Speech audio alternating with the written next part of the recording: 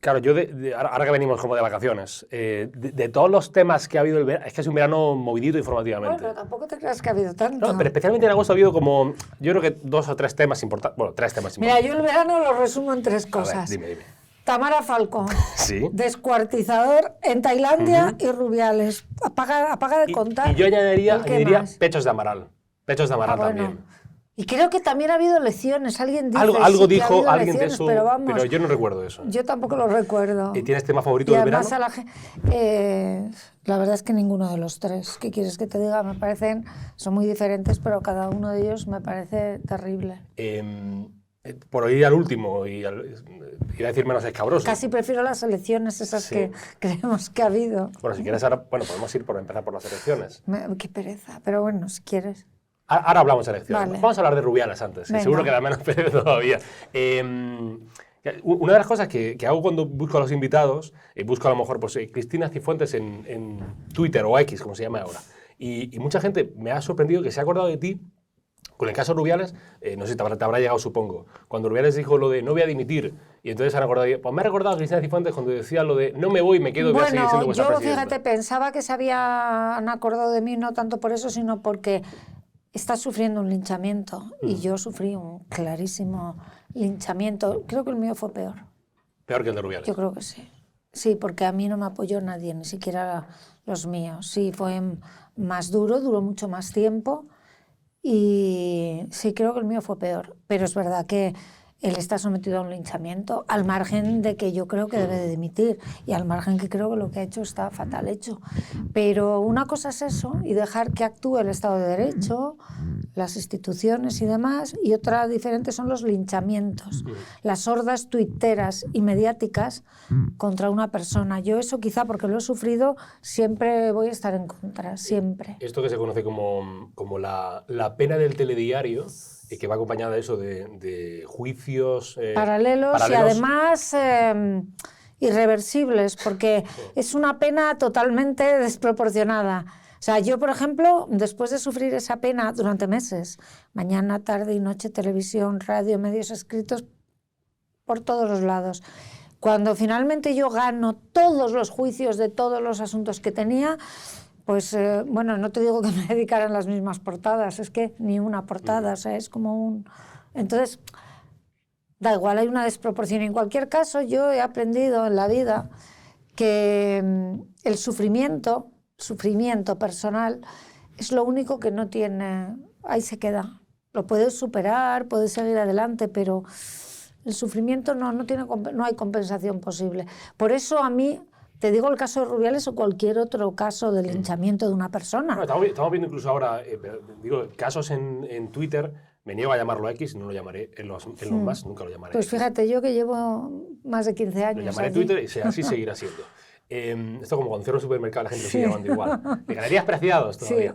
Sí. El tema de Rubiales, a mí me ha pasado con varios casos de periodistas que han salido, no voy a decir nombres, pero bueno, han salido compañeras denunciando casos de abusos en su momento, o de palabras o de actitudes machistas, y es verdad que te sale también la vena de decir, bueno, pues vamos a condenarle, pero también te recuerdas y dices, coño, Twitter no está para... Sí, pero las redes sociales, y específicamente Twitter, es una pena además, porque yo creo que tenía, sobre todo al principio, una utilidad evidente, de cercanía, de inmediatez, pero se ha convertido en un sumidero. O sea, yo creo, hay gente buena y hay gente que aporta, pero desgraciadamente hay mucha gente que utilizan las redes sociales y específicamente Twitter, pues en vez de ir a un profesional, lo utilizan amparándose en el anonimato muchas veces pues para descargar sus frustraciones, pero da igual que seas político, periodista, actor, actriz, escritor, como seas conocido, y es tremendamente... duro. Y además es que en muchos casos son perfiles falsos que no existen siquiera. Yo creo que hay que aprender a diferenciar. Afortunadamente yo lo pude hacer hace tiempo, lo que es la vida real y lo que son las redes sociales. La impostura que hay en las redes sociales. En Twitter, en este sentido, en Instagram también hay mucha impostura. En Instagram todos somos felices, guapos, estamos contentos siempre. O sea, pero bueno, está bien, las redes sociales cumplen una función, pero la vida es otra cosa.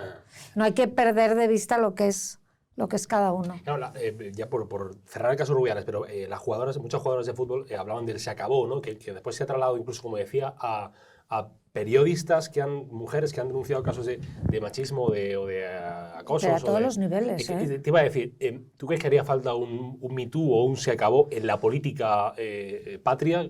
Mira, a mí los Me Toos me dan mucho miedo, también te lo digo. Por supuesto, es que me parecería hasta superfluo tener que decirlo, porque he luchado toda mi vida a favor de las mujeres y de la igualdad, pero yo es que esas causas que de manera colectiva suponen que uno pierda cualquier sentido crítico, cualquier racionalidad. Yo, por ejemplo, cuando pensaba en lo del Me Too, fíjate, un actor como Kevin Spacey, que le han destrozado su carrera y su vida personal, probablemente también ha salido absolutamente limpio de todos los jueces. ¿Quién restituye a esa persona el honor? Entonces hay que tener mucho cuidado con los mitos y porque al final el individuo y su propia conciencia es como que deja de operar y tú te sumas a lo que dice la masa. Y a mí, insisto, de verdad que lo que ha hecho Rubiales me parece, impresentable en una persona que representa el fútbol español, que tiene un puesto de altísima representación. Es verdad que la federación es una entidad privada, pero con una finalidad pública. Sí. Tiene delegadas funciones públicas. No puede ser que el presidente de la federación esté en el palco tocándose los huevos delante de la reina. Eso para empezar.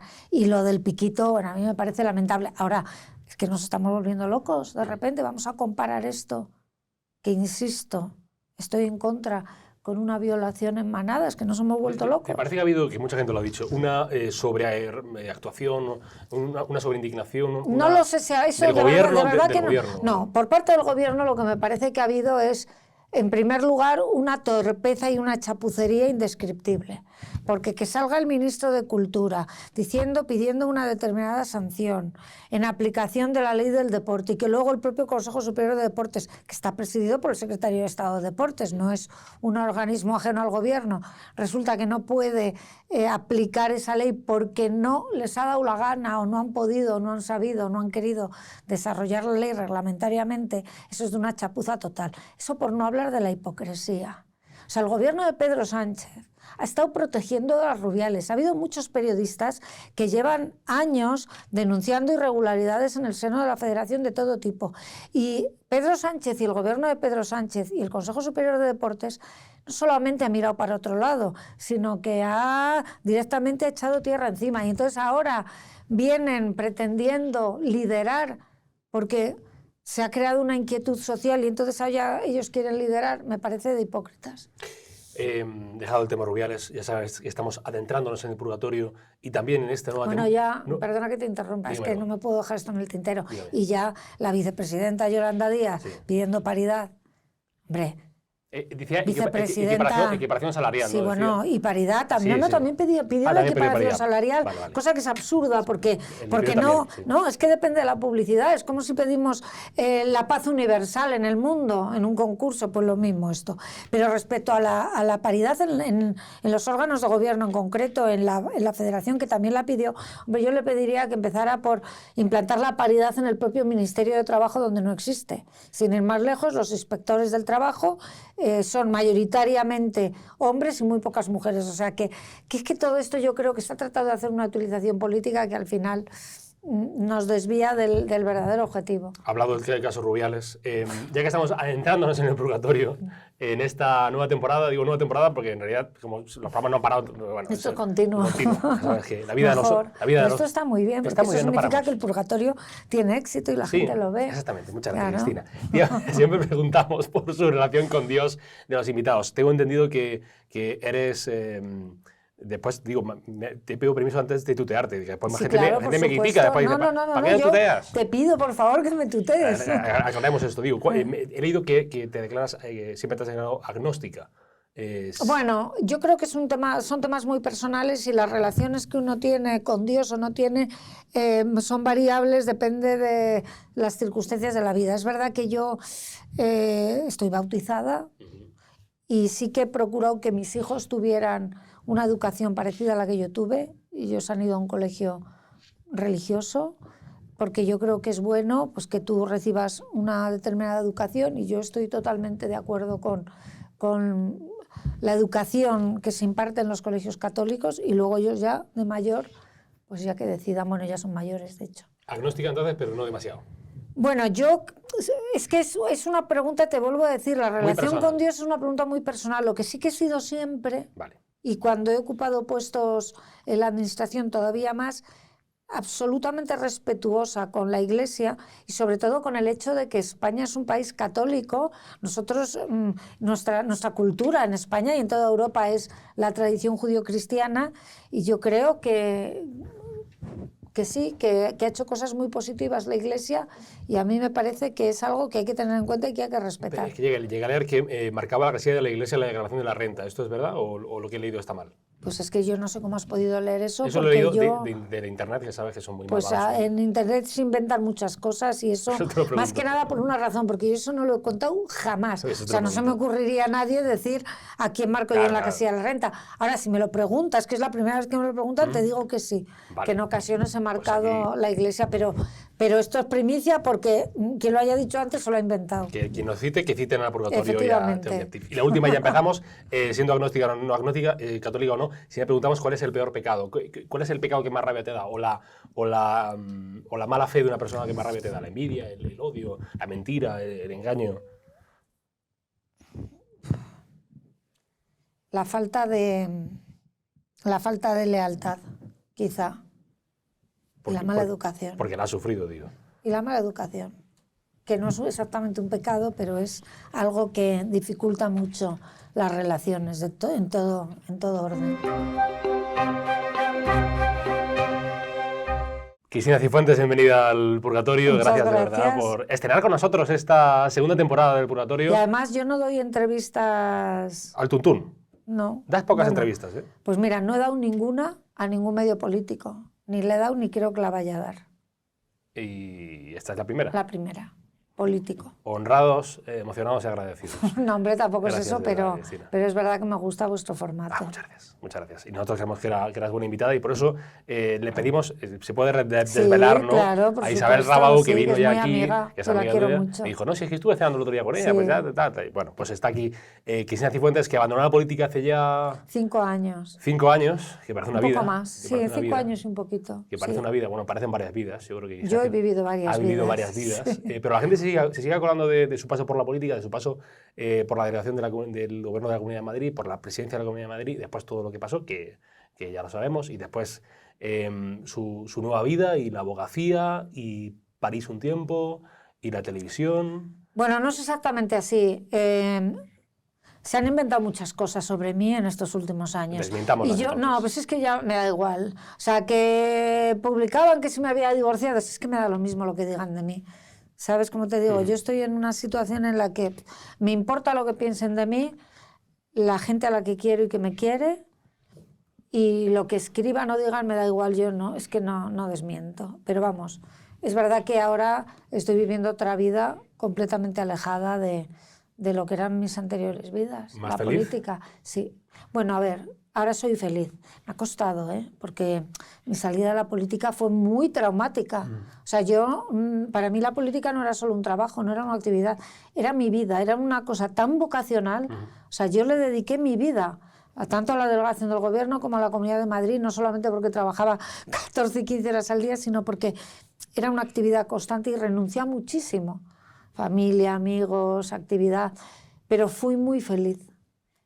Sinceramente, creo que no ha habido nadie tan feliz como yo, ni en la delegación del Gobierno, ni en la Comunidad de Madrid. Fui terriblemente feliz y ahora afortunadamente he conseguido volver a serlo, pero me ha costado porque la travesía ha sido muy dura. Ahora tiene más tiempo para su marido y para sus hijos y para mí y para ti, todo. Y es que ahora tengo tiempo, punto. Es que antes solo trabajaba, de verdad. Es la séptima de 8 hermanos. Sí. De padres gallegos. Sí. Era madre urensana y padre... Y padre de La Coruña. Padre Mi de La madre es Coruña. orensana segoviana, nacida en Orense, criada en Segovia, pero sí son gallegos. Y ella es Cristina Cifuentes, nacida en Madrid, Madrid. 1 de julio del año... 64. Que a mí no ¿Puedo me decirlo? importa. Hombre, claro. Sí, ¿no ves que yo estuve a punto de no poder cumplir los 50? Es Con lo cual, para mí, cada año que cumplo, es una digo, victoria. bien, es uno una más, victoria. Es uno una más. victoria. Y además Cristina Cifuentes Sí. entiendo que se define políticamente como liberal, siempre se ha definido como liberal. Siempre he sido una persona de centro, siempre. Centro liberal. Bueno, yo creo en el liberalismo económico, creo que una sociedad que aplica las teorías liberales es una sociedad más próspera, pero creo que es obligación del Estado hacer una política social. Afortunadamente creo que el estado del bienestar es una conquista irrenunciable y la única dificultad para los gobernantes es hacer que ese estado del bienestar sea realmente sostenible. ¿Y una persona de centro liberal, por así decirlo, se siente más cercana, como Cristina Cifuentes, se siente más cercana al PSOE que a Vox? ¿O no tiene por qué? A ver, yo en la vida votaría a Vox, pero en la vida votaría al PSOE, así de claro te lo digo.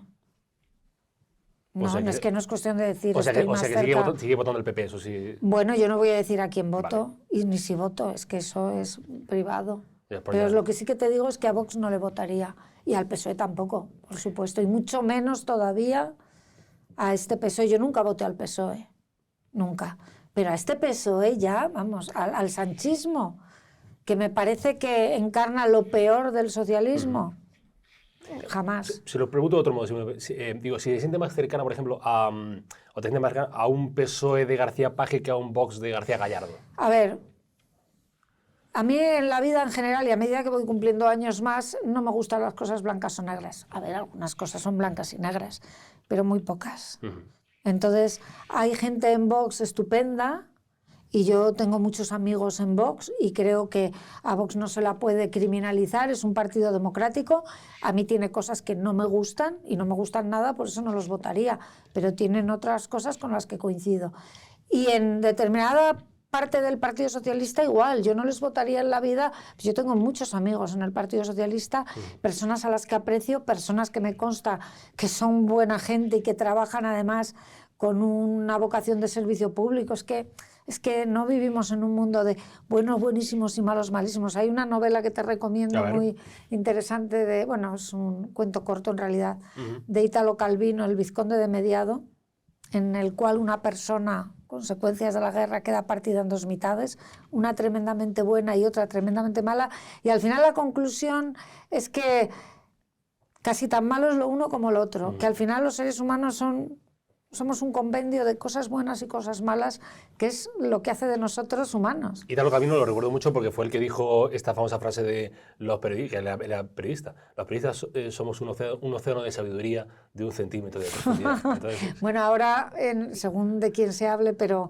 con las redes sociales, internet y tal, desgraciadamente eso ha ido a peor todavía, porque no, pero por una razón, porque muchas veces la inmediatez de la noticia hace que no se contraste y porque también hay mucho intrusismo profesional. O sea, que cualquiera cree que se puede poner a escribir y colgar y publicar en un blog y eso ya te convierte en periodista, y obviamente no es así. Cuando estabas en política, siempre se hablaba de ti, no sé si te gustaba esto mucho, ¿no? Como una especie de verso suelto o de lado progresista dentro del Partido Popular, pero yo creo que pues a la defensa del colectivo LGTB o la defensa de la ley de plazos del aborto, siendo, como decíamos, no teniendo una relación con la Iglesia Católica, puede ser católica, por ejemplo, siendo agnóstica. No, yo tenía muy buena relación con la Iglesia Católica. De hecho, cuando era delegada del gobierno, que fue un momento muy complicado, estaba el 15M, había invasión, entraban los ocupas en la Catedral de la Almudena. La verdad es que mi relación con ellos siempre fue muy buena, y sigue siéndolo. De hecho, pues soy hija de Nuestra Señora de la Almudena y también soy hermana del Cristo de Medinaceli. Es decir, no tengo ningún problema, al contrario. Por ser republicana también se decía, pues... Bueno, el tema del republicanismo es un tema un poco aparte. Yo este tema lo he hablado incluso... Con su majestad. Sí, en alguna ocasión. Es más un planteamiento intelectual. Yo creo en la democracia, creo en las instituciones que se eligen, pero defiendo la monarquía actual, en el sistema actual, en el momento actual. Aparte que creo, y lo creo de corazón, que los reyes, el rey Felipe y la reina Leticia, están siendo unos muy buenos reyes en un momento muy complicado. Sinceramente creo que ahora mismo plantear un cambio de modelo sería lo peor que nos podría ocurrir. O sea que yo en estos momentos defiendo una monarquía que es constitucional, con un papel marcado por la Constitución, del cual además el rey Felipe no se sale y a mí me parece que en estos momentos es lo mejor que nos puede pasar. Le preguntaba esto del lado del... Digo, es más un tema intelectual. Sí, pero le preguntaba esto del lado progresista para preguntarle en qué es conservadora Cristina Cifuentes. Yo soy poco conservadora. Me considero más liberal, pero bueno, seguramente seré conservadora en algunas cosas. Tendría que ponerme a pensar. Lo que pasa es que es verdad que estas cuestiones que has mencionado, el tema, por ejemplo, del matrimonio homosexual, a mí me llama mucho la atención porque el Partido Popular durante un tiempo era como que le daba miedo abiertamente defender la causa, en definitiva, de la libertad de elección de cada persona, de hacer y rehacer su vida afectiva con quien quiera. Porque yo luego cuando hablaba incluso con personas que estaban en cargos directivos dentro del Partido Popular y me daban la razón, pero era como que había una especie de miedo para que nuestro electorado no se molestara. Y muchas veces te das cuenta, vamos, casi siempre, lo que pasa es que los políticos no se dan cuenta, que la sociedad va muy por delante de los políticos. O sea, el tema de los matrimonios homosexuales está superado por la sociedad española desde hace mucho tiempo. Y sin embargo, las legislaciones siempre van como retranqueando. En cualquier caso, yo he de decir que en mis más de 30 y tantos años de militancia en el Partido Popular, siempre dije lo que me parecía y nunca tuve ningún problema por ello. Ya que ha tocado el tema del matrimonio homosexual, ¿sabe que ha habido polémica, o está habiendo polémica, lleva un tiempo habiendo polémica con una ley que se llama la ley trans, que se ha venido a llamar, no sé muy bien por qué, ley trans de Cifuentes, cuando el Partido Popular, cuando se votó en la Asamblea, se abstuvo, no votó a favor. Pero no solamente eso, sino que no era nuestra ley. Que la presentó Ciudadanos, o el PSOE, no sé cuánto. La presentó el Partido Socialista con Podemos y con el apoyo de Ciudadanos. Que después votó a favor Ciudadanos, creo, el Podemos y el PSOE. Pero, a ver, nosotros teníamos un compromiso electoral que lo cumplimos, que era presentar dos leyes. Una ley, la ley de las personas transexuales, donde de alguna manera se regulara un poco y se clarificara y se incidieran las libertades que indudablemente tienen que tener. Y luego otra ley también a favor de, igualdad y libertad de los colectivos LGTBI, eran dos leyes diferentes. En concreto, la ley transexual que se aprobó no fue la que presentó el Partido Popular. Nosotros aprobamos una ley en Consejo de Gobierno que luego fue a la Asamblea, que no es que la cambiaran, es que la sustituyeron por otra. Y en esa ley nosotros nos abstuvimos. Se ha venido a llamar, ya digo, no sé muy bien por qué, porque estas cosas que al final se vienen a llamar. Bueno, ley trans. Porque la gente muchas veces habla sin conocimiento de las cosas. Muchos lo dicen los de Vox, por cierto. Sí, lo dicen, ley trans de Cifuentes. Sí, totalmente, pero bueno, ahí es que desconocen el tema y a mí yo la verdad es que tampoco me molesto en desmentirlo, si es que me da lo mismo. Pero ¿cómo ves este tema de cara al gobierno de Isabel Díaz Ayuso, del Partido Popular? Pues quiere hacer una especie como de reforma de la ley trans y muchos lo ven, algunos lo ven como un retroceso en derechos LGTBI. Bueno, no lo sé, depende de lo que quiera presentar. Desde luego, nosotros en su día la ley que presentamos, que no se aprobó, era una ley que recogía muchísimos derechos, pero había algunas cuestiones de las cuales esta ley adolece, igual que la ley a nivel nacional, en las que yo no estoy en absoluto de acuerdo, como por ejemplo el cambio de sexo en los menores sin el consentimiento ni conocimiento de los padres, el que no se permita la intervención, que yo creo que es imprescindible, de un profesional de la medicina. Es decir, todas esas cosas en la ley que yo presenté en su momento no aparecían.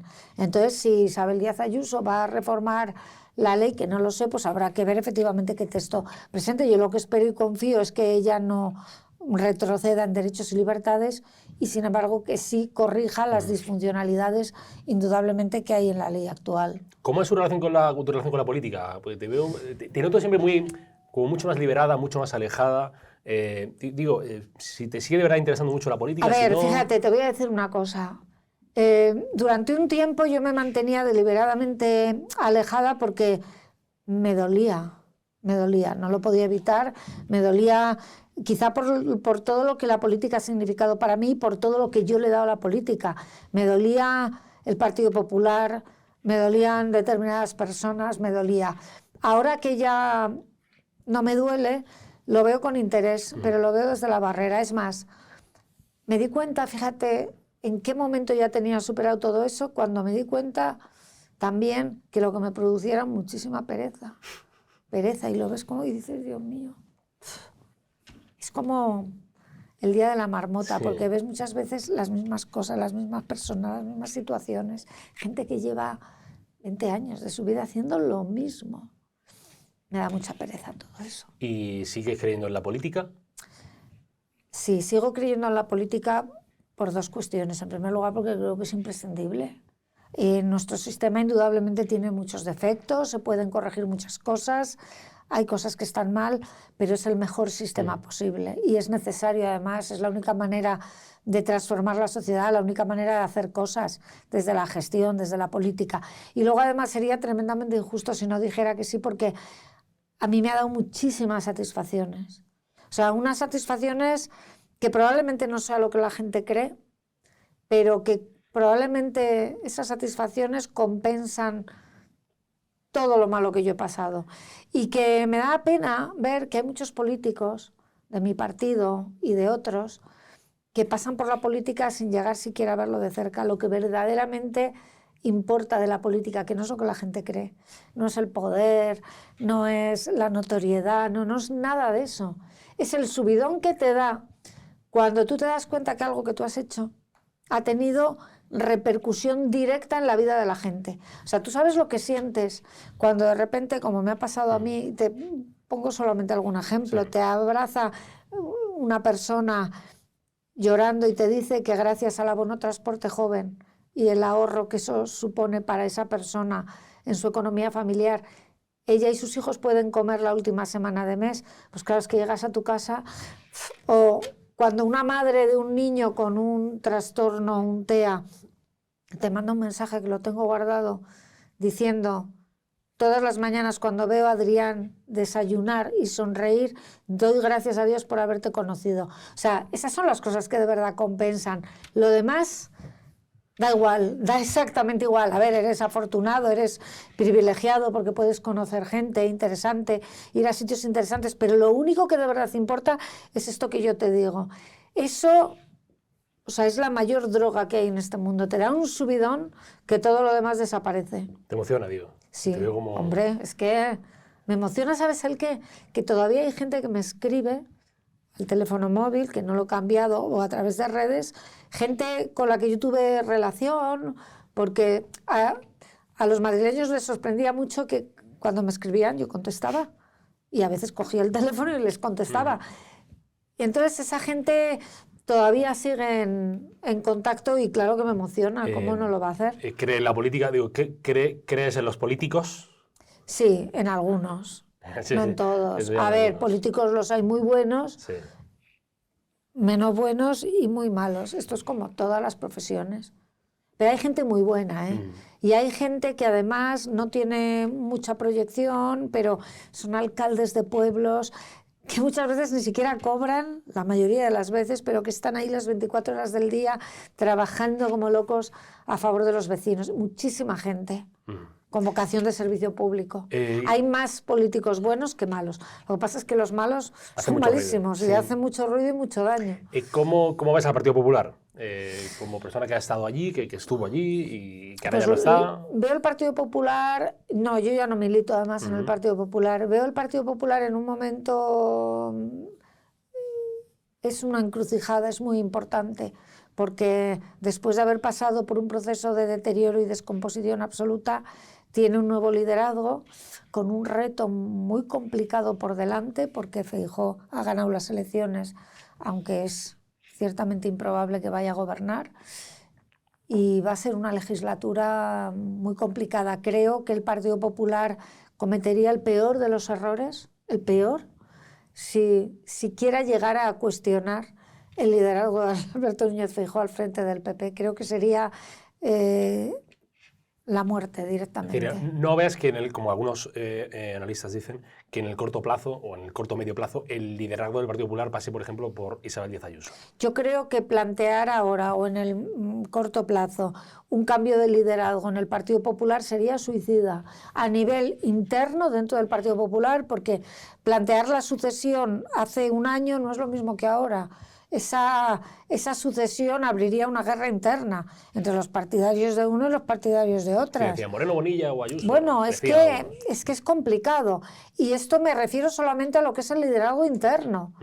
Más allá de eso, abrir un problema sucesorio cuando se ha ganado las elecciones me parecería un error estratégico absolutamente imperdonable. Creo que los ciudadanos no perdonarían al Partido Popular ni a ninguno de sus líderes que abordaran ese proceso precisamente cuando se hagan unas elecciones, aunque por circunstancias y por el propio sistema electoral probablemente no se vaya a poder gobernar. ¿Y cómo estás viendo las alianzas que está tejiendo el Partido Popular con Vox? Que seguramente dentro de la encrucijada que tiene el Partido Popular ahora con el tema de las elecciones, la relación que tiene con Vox, digamos que es otra bola importante dentro de cómo manejarla, porque a veces parece que están muy amigos, otras veces parece que están más distantes. Ahora parece que están más amigos, pero dentro de un mes a lo mejor están más distantes. Es que es complicado, porque son partidos diferentes, pero con muchos nexos, entre otros que el propio fundador de Vox procede del Partido Popular, y junto con Abascal muchísimas otras personas. Entonces,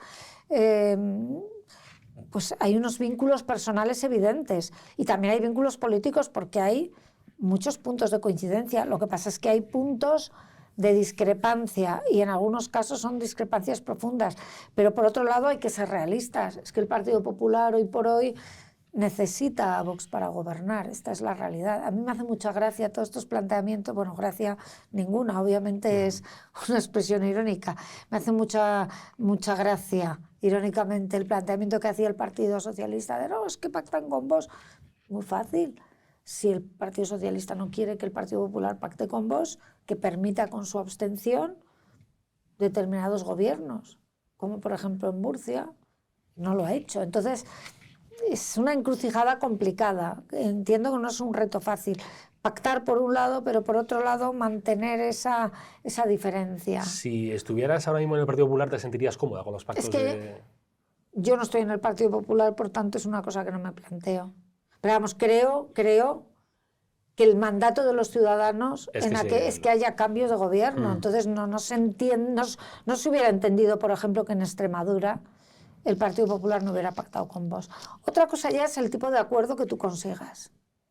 Y yo también creo que además ese tipo de negociaciones ha de hacerse lo más sin el menor número o con el menor número posible de heridos en el camino, sin dejarse demasiados pelos en la gatera. Sí. Pero al final, o sea, lo que no sería lógico es cuando los ciudadanos han votado un cambio, el que por imposibilidad de llegar a un acuerdo ese cambio no se produzca. Creo que aquí el bien mayor, más allá de las discrepancias o de las diferencias, es buscar los puntos de acuerdo antes que las diferencias. Ya que tu actividad política ha estado siempre vinculada en Madrid, en la comunidad, sino en la Asamblea, en la presidencia, en la delegación de gobierno, digo, la política madrileña, de la que se habla a veces mucho, la política madrileña, como un ente abstracto, la política, digo, ¿tiene algo de especial o de tóxico frente, por ejemplo, no sé, la política extremeña o la política gallega? No, a ver, no es tóxico. Lo que tiene es un plus de visibilidad, porque lo que se hace en Madrid tiene trascendencia nacional, o parte de lo que se hace en Madrid tiene trascendencia nacional. Eso puede ser bueno,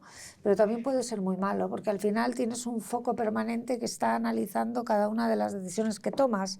Y por otra parte, tiene también un aspecto negativo, es que aunque tienes un foco nacional, pero tú tienes que hacer política para Madrid, que es para lo que te han votado los madrileños. No para que opines todo el día de lo que se debe de hacer en otras comunidades autónomas. Entonces, bueno, tiene pros y tiene contras, pero es inevitable porque Madrid tiene la ciudad el plus de la capitalidad y está en el centro del país, que muchas veces con el foco. Digamos que a veces la Comunidad de Madrid ejerce que hace una labor de oposición a la Moncloa si hay un signo político contrario al que está en la Puerta del Sol. Bueno, a veces se ha hecho también oposición siendo del mismo partido. Yo recuerdo la época, por ejemplo, de Esperanza Aguirre en la comunidad y Alberto Ricardo en el ayuntamiento, y aquello parecía la guerra de las Galias. O sea, que depende. Sí. Pero depende también, yo creo, del talante, de la forma que tenga cada uno de ejercer el gobierno y de defender sus propias competencias. A ver, es inevitable que cada administración quiera defender lo suyo. Entonces, eso es lo que produce roces con independencia de quien gobierne. Pero no te tienes que llevar mal necesariamente. Es más, yo creo que has de procurar llevarte bien. A mí me criticaban mucho que yo me llevara bien con Carmena. Te llevaba muy bien. Me llevaba muy bien, personalmente muy bien, y políticamente teníamos muchísimas diferencias, pero intentábamos ponernos de acuerdo en aquellas cosas que había que sacar adelante sí o sí. Bueno, pues eso hay gente que lo critica. A mí es algo que no me gusta de la política actual, la crispación. Y además, a diferencia de lo que dicen los políticos, que es que hay crispación porque la sociedad está crispada, yo creo que no. Es la política quien crispa al ciudadano, y en un momento de dificultad, hemos pasado una pandemia, dificultad económica, y hemos conocido los datos del paro, ha vuelto a bajar la afiliación a la seguridad social, ha vuelto a subir el paro. El ciudadano necesita tranquilidad y un poquito de concordia entre la clase política, un poquito. ¿Te quedan amigos del Partido Popular? Sí, sí. ¿Pocos? ¿Muchos? Los que tienen que estar. Pero vamos, yo ya sabía, siempre supe... ¿Quiénes eran los...? Bueno, alguno te sorprende, para bien, y alguno para mal, ¿eh? De todos modos, he de decirte que a mí me ha sorprendido más, en general, la gente para bien que para mal. Lo que pasa es que los que te sorprenden para mal te sorprenden mucho, porque es gente que está muy cerca de ti. Yo tengo algún caso de persona que trabajaba, o sea, muy, muy, muy cerca de mí, que de repente te das cuenta que, pues, que era una relación puramente interesada, Sí, ese tipo de cosas. La puñalada duele más si viene Bueno, de cerca. no porque la puñalada... A ver, tú a una persona le has de exigir, según también la relación que tú tengas con ella, que a ti te apuñale alguien con quien la vida has tenido relación, pues en el mundo de la política desgraciadamente entra dentro de lo normal. Cuando quien te está apuñalando o no defendiéndote o no apoyándote es alguien que no solo te debe mucho, sino que es una persona muy próxima a ti, duele. Pero te decía que yo me he encontrado más lo contrario, y es una cosa que me sorprendió mucho en su momento y todavía me sigue sorprendiendo. Porque después de esa campaña mediática, de ese escrache mediático que yo sufrí cuando abandoné la política de manera tan traumática, yo daba por hecho y asumí que iba a tener algún tipo de problema en algún momento en la calle. Y lo que me ha ocurrido desde el primer momento fue todo lo contrario.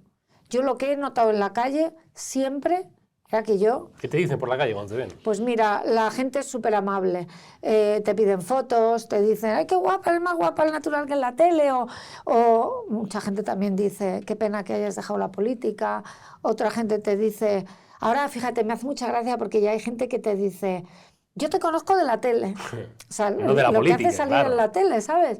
Pero de verdad, a mí me ha sorprendido mucho para bien. Te das cuenta de que muchas veces los medios de comunicación van por un lado, sí, pero luego la sociedad va por otro. Yo lo que me he encontrado en la calle es cariño, gente buena, gente empática y muchísimo apoyo. Y me sigue pasando, ¿eh? ¿Has conocido el dolor? El dolor físico y el moral. Y el moral, y el psicológico. Digo, ¿qué dolor duele más? Duele más el psicológico, porque el dolor físico, y yo he conocido un dolor físico extremo. Extremo. Sí, para que la gente no lo sepa, digo... Sí, yo tuve un accidente, acaba de cumplirse 10 años, en el cual la lesión más leve que yo tenía eran 18 fracturas de costillas, la más leve. Aparte de eso tenía un hemoneumotórax, el pulmón derecho destrozado, neumotórax, bueno, un montón de huesos rotos, la escápula partida, una vértebra aplastada con afección medular, el corazón traumatizado, inflamado, o sea, tuve que aprender a volver a respirar. Yo casi pierdo el pulmón derecho y pasé un dolor, o sea, yo ahí aprendí lo que es de verdad el dolor físico, también el dolor moral, por otra serie de circunstancias que no vienen al caso. Pero el dolor físico normalmente se puede combatir, aunque en mi caso fue muy complicado porque la morfina no me hacía prácticamente nada, entonces, o sea, padecí muchísimo dolor. Pero ¿sabes qué pasa? Que el dolor moral, el dolor del alma, ese no es tan fácil solucionarlo y no es tan fácil gestionarlo. Pero también te digo que aprender a gestionar ese dolor te facilita luego mucho la vida, mucho. Porque yo siempre he pensado que en general los seres humanos tenemos una asignatura pendiente, casi todos, que es gestionar ciertas cosas nuestras. Aprender a gestionar la frustración, por ejemplo. Muy poca gente sabe hacerlo. Cuando todo eso lo aprendes, la vida la ves de otra manera. ¿Hiciste algo cuando se cumplieron 10 años del accidente? Estaba con mi marido en Londres. Bueno, sí. Para mí el día que mi segundo cumpleaños, para mí es mi cumpleaños, siempre es un día muy especial. No necesito hacer nada especial. Simplemente con alegrarme de estar viva, con poder estar con mi familia y con poder estar para contarlo y con poder estar además bien, porque yo iba a haber quedado con a mí me dijeron que probablemente salía del hospital si salía en silla de ruedas. Entonces, aunque tengo todavía secuelas físicas, pero yo puedo hacer cosas que pensaba que era imposible que pudiera hacer. Entonces, ¿No más volverte a montar en moto? ¿Eso se lo prometiste a tus hijos, entiendo? Pero porque se lo prometí a mis hijos, no por miedo. No por miedo, ¿no? No, por miedo no. Mira, yo perdí... cuando le pierdes el miedo a la muerte, le pierdes el miedo a todo. A mí lo único que me da miedo es que no le pase nada a mis hijos. Pero es un tipo de miedo diferente. Incluso eso lo ves de otra manera. Pero hay pocas personas que pueden decir que no le tienen miedo a la muerte. Sí, pero ¿sabes qué pasa? Que para perderle el miedo a la muerte te tienen que pasar 2 cosas. No es solamente estar cerca de la muerte o estar a punto de morir, que es la primera cosa que te tiene que pasar. Ver la muerte de cerca, pero te tiene que pasar otra, que es prepararte para morir, es decir, verla de cerca y asumir que te vas a morir. Cuando tú asumes que te vas a morir, incluso hay momentos en los que quieres morirte, yo me di cuenta que tú no te puedes morir estando en conflicto con el mundo y contigo mismo. Entonces, haces un proceso por el cual perdonas a los demás y te perdonas a ti. A veces, perdonarte a ti es más complicado que a los demás. Si sales de esa situación, sales como de una manera diferente. Una parte de eso, a mí me decía toda la gente, mis colaboradores en el trabajo, que después del accidente yo había cambiado mucho, era como mucho más zen, y probablemente tuvieran razón, porque yo ahora la vida la veo con otros ojos muy diferentes. Te cabreas ya mucho menos. Antes no me cabreaba mucho, pero ahora ya no me cabreo casi nunca. Y sobre todo, ¿sabes lo que he aprendido? A soltar, a dejar pasar. He aprendido que el rencor, que la venganza, que el odio son unos sentimientos negativos que te queman y que, como el fuego, que quieren cada vez más alimento. Entonces, las personas que me han hecho mal, simplemente como decía Borges, eso de yo no entiendo de venganzas ni perdones, el olvido es la única venganza y el único perdón, pues lo mismo. Es como cuando tienes una relación tóxica con alguien, mientras tú a esa persona la odies, esa persona tiene poder sobre ti. Yo he aprendido a la gente que me ha hecho mucho daño, no tener ningún tipo de sentimientos hacia ellos, entonces es como que eso te libera muchísimo. Bueno, para ir cerrando vamos a unas preguntas cortitas y ya... Sí, bueno, me estoy enrollando un montón. No, por favor, si es el purgatorio de Cristina Cifuentes, aparte de las primicias que nos está dando.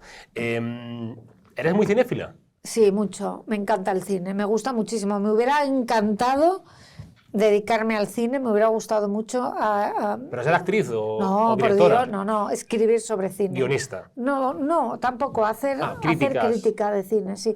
Sí, porque fíjate, durante mucho tiempo yo iba al cine y iba sola, que es la forma de verdad de ver una película. Sí. Porque ir al cine puede ser un acto social, pero cuando tú vas a ver una película, vas a ver una película. Sí. Y tienes que verla en versión original, a ser posible, y tú solo. ¿Sin palomitas o con palomitas? Ay, mira, te diría que sin palomitas, pero no. A mí me gusta comer palomitas en el cine, eso sí, sin hacer ruido. Vale. Y después, eso yo lo he leído, perdón, he leído que llegaste a comprar el asiento de al lado para que no te molestasen. No, hombre, no es para que no te molesten, pero sí que es verdad que a veces... Hombre, pues sí, ¿no? Para que no te molesten. No es por eso. Que no venga alguien y te... No, hombre, que no es por eso, porque a ver, no me molesta la gente, pero hay veces que de repente vas cargada. Yo a lo mejor aprovechaba que estaba en el trabajo y hacía un corte, me iba a la sesión de 3 y volvía a las 5, iba cargada, con el maletín, el ordenador, el abrigo, la bufanda. ¿Pero esto cuando eras delegado o cuando eras presidente? No, cuando era delegada antes, se acabó el cine. Vale, pues esto es antes, en mi vida anterior. En mi vida anterior. Yo iba muchísimo al cine, o sea, trabajaba, me iba a la sesión en vez de comer, me iba a la sesión de mediodía, me comía las palomitas y luego a las 4:30 o a las 5 estaba otra vez trabajando. Pero a mí lo que te iba a decir es que cuando vas solo al cine, sí, empiezas a ver las películas de otra manera diferente y te empiezas a fijar en otras cosas.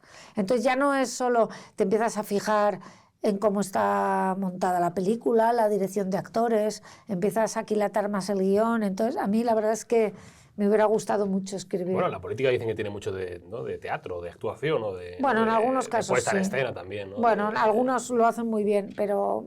¿Tú no lo hacías bien? No.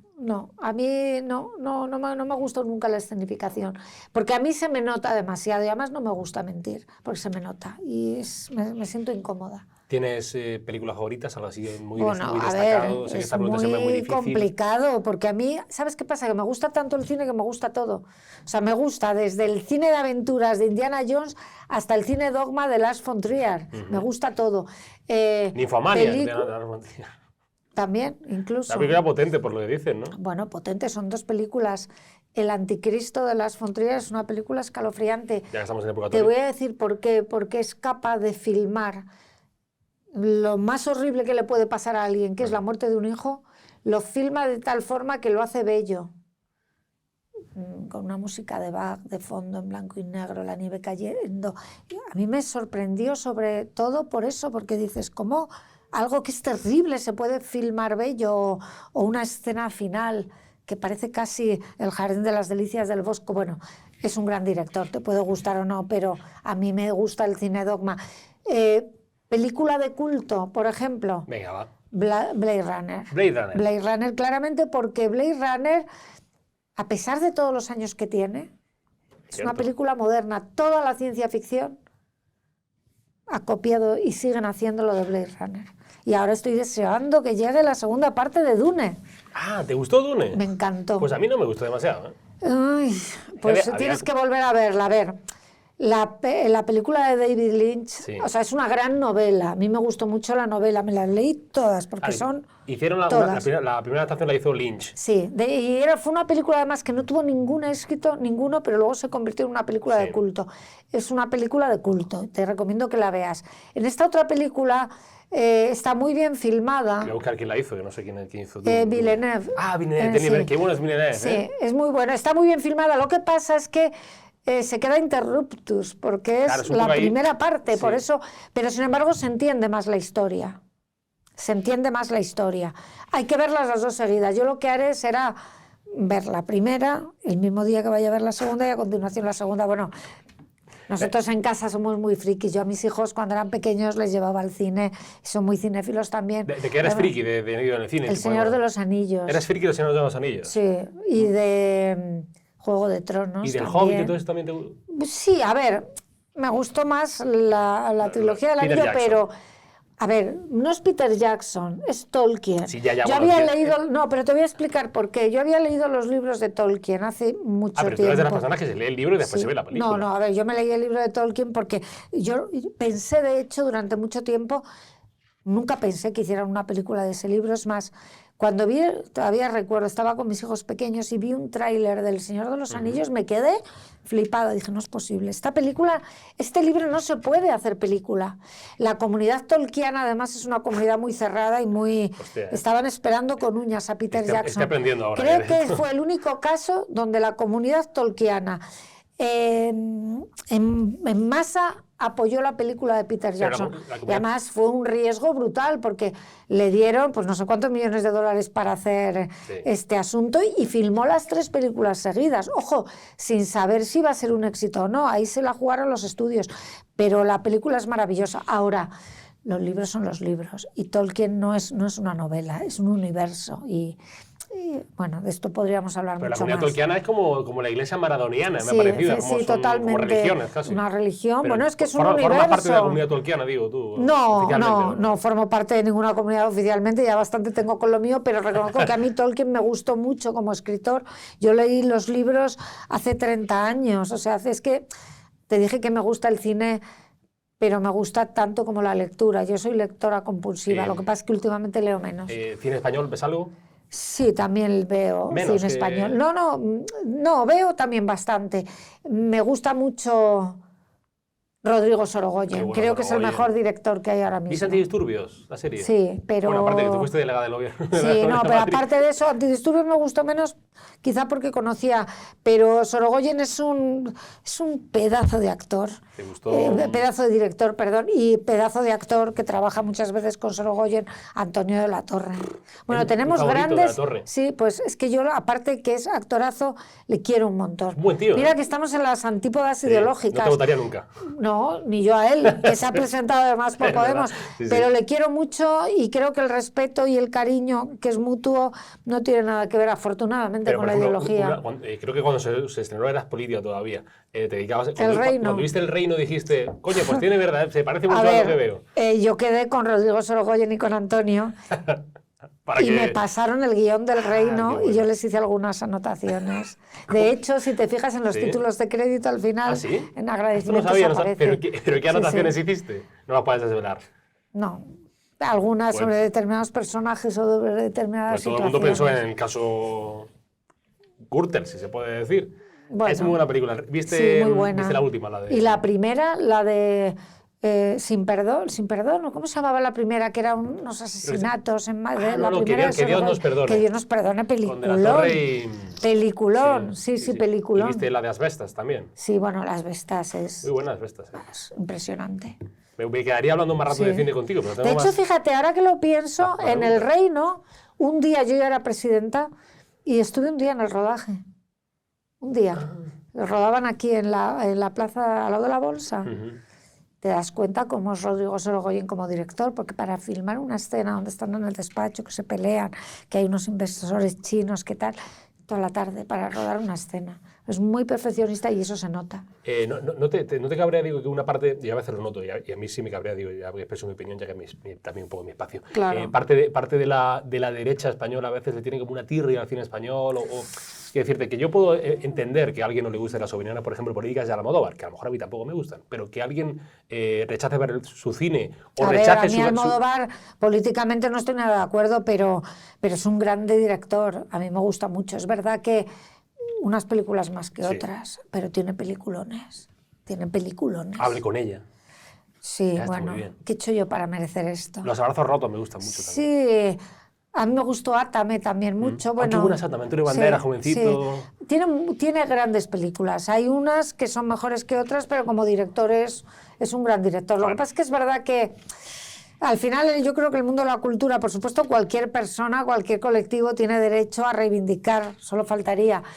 Pero creo que hay un exceso de politización en algunas cosas. Fíjate, yo cuando estuve en la Comunidad de Madrid, y creo que vas a entrevistar al que fue mi consejero de Cultura en los próximos días, y yo lo único que le dije es, Jaime, y él lo entendía perfectamente y además lo compartía, el mundo de la cultura hay que dejarlo libre, la menor interferencia posible, y si intervenimos que sea para ayudar, no para estar encima. Pero bueno, es un mundo especial. Es verdad que a mí me gustaría que se viera más cine español. Hay cine muy bueno y muy malo también. Sí, también.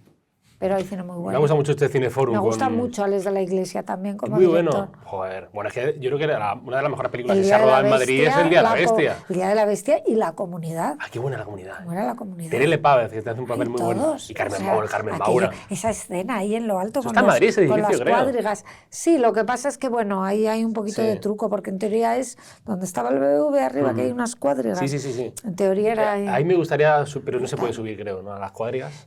Sí, yo estuve... Claro, porque subiste presidente de la Comunidad de Madrid. No, pero no por eso. Vale. ¿Sabes por qué lo vimos? Bueno, no eran las cuadrigas, era al lado, porque ahí estaba la consejería, y está la Consejería de Medio Ambiente, y celebramos un consejo de gobierno allí y nos subieron arriba a verlo. Sí, los privilegiados. Pero bueno, si te vas al Four Seasons y te tomas una Coca-Cola, cuando te cuesta, que no me pagan para eso. Un vaso de agua con gas, mejor, te tomas y las puedes ver de cerca. Me quedaría hablando contigo de cine, ahora después hablamos. ¿Y yo? Si mal no he leído, ¿tienes 5 tatuajes? Sí. 5. ¿Te planteas hacerte otro nuevo? Pues mira, me iba a haber hecho uno, y además ya tenía pensado el qué y dónde. Pero no sé, me da un poco de pereza. Es que yo ya, ¿Y el qué y dónde se puede decir? Sí, no, aquí en la nuca. ¿Y qué era?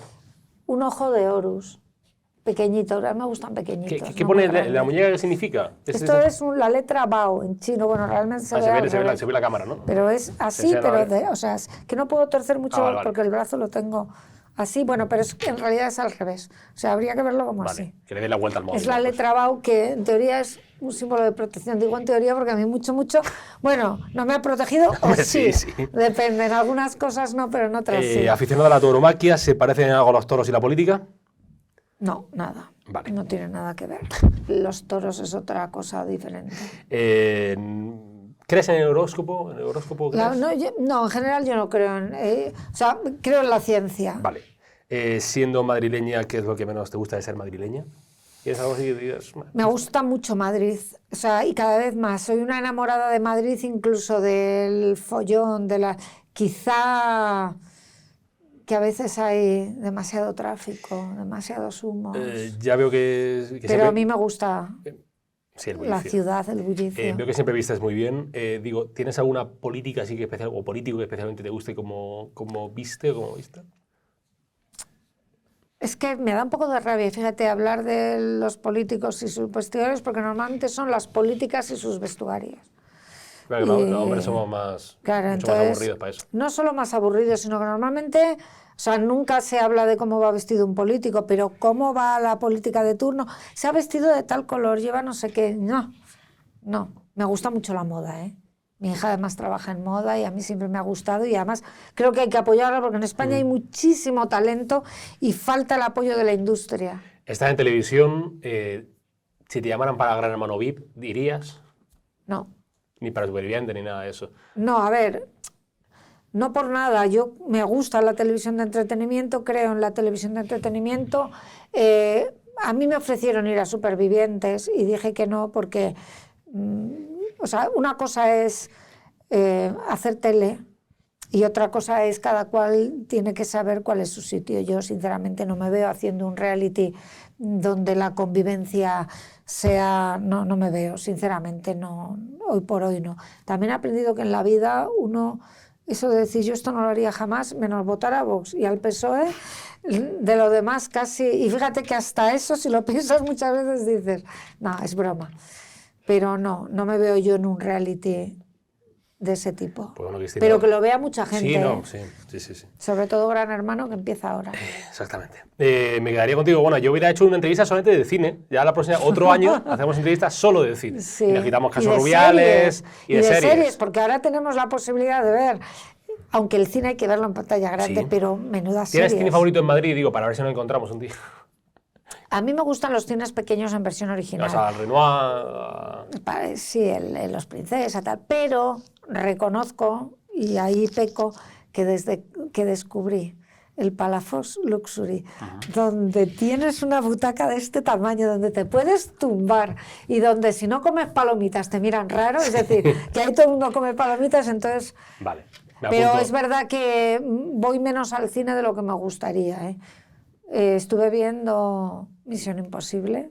Bien, han dicho que es muy buena, la última. Muy buena, muy divertida. Estuve viendo también la última de Indiana Jones, que me encantó.